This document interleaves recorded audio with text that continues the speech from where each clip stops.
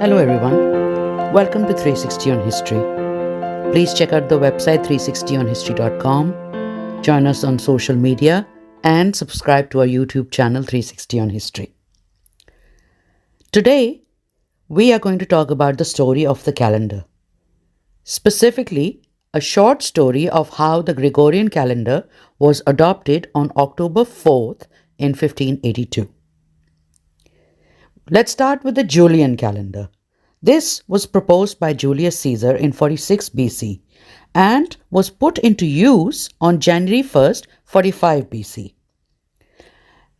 It was very close to the actual length of the year, but still was found to drift a little bit, leaving almost a day in a period of 128 years because it was 365.25 days long.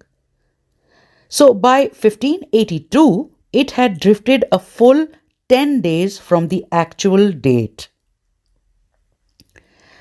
Pope Gregory XIII introduced the Gregorian calendar in 1582 via a papal bull because the Julian calendar was becoming inaccurate, especially in the calculation of the date of Easter, which was moving away from the spring equinox on March 21st. The move to reform it had started in the reign of Pope Paul III in 1545. 10 days were omitted from the Julian calendar, and the day following October 4th, the day on which the Gregorian calendar was adopted, was October 15th in 1582. It made the average year 365.2425 days long. That is 10.8 minutes shorter than the Julian calendar, approximating the 365.2422 day tropical year based on the Earth's revolution around the Sun.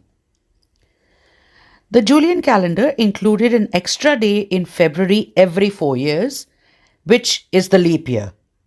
However, Aloysius Lilius, the Italian scientist who initially developed the new Gregorian system, realized that the addition of days made the calendar too long.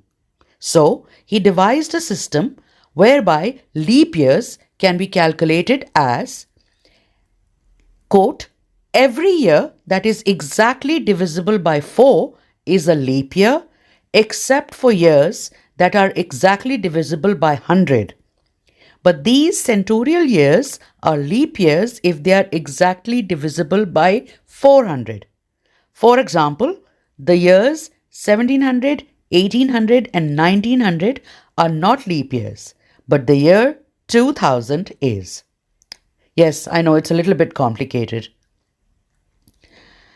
Subsequently, the German mathematician and astronomer Christopher Clavius modified the Gregorian calendar after the death of Aloysius Lilius, proposing a final calendar reform that was adopted in 1582. The Gregorian calendar was soon adopted by Catholic countries around the world. However, initially there were issues with its adoption elsewhere, with Protestants rejecting it because they considered it a papal plot to silence their movement. Eventually, Protestant countries accepted the new system by the 1700s, with Great Britain and its colonies adopting it in 1752. Before this, the English New Year began on March 25th, which is Lady Day or the Feast of the Annunciation that commemorates the visit of the Archangel Gabriel to the Virgin Mary, because this carried more religious significance. Some European countries considered December 25th, that is Christmas, as the start of the new year. Orthodox countries were even more resistant, taking the next few centuries to finally embrace the new system.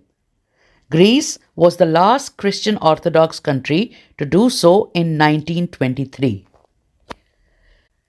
Side note, the Orthodox Church had broken away from the Roman Catholic Church about 500 years before because of the differences between the Eastern and Western Roman Empire.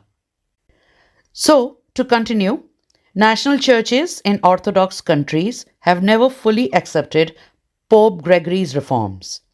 Still, the calendar is now used all over the world and also carries secular references such as Common Era.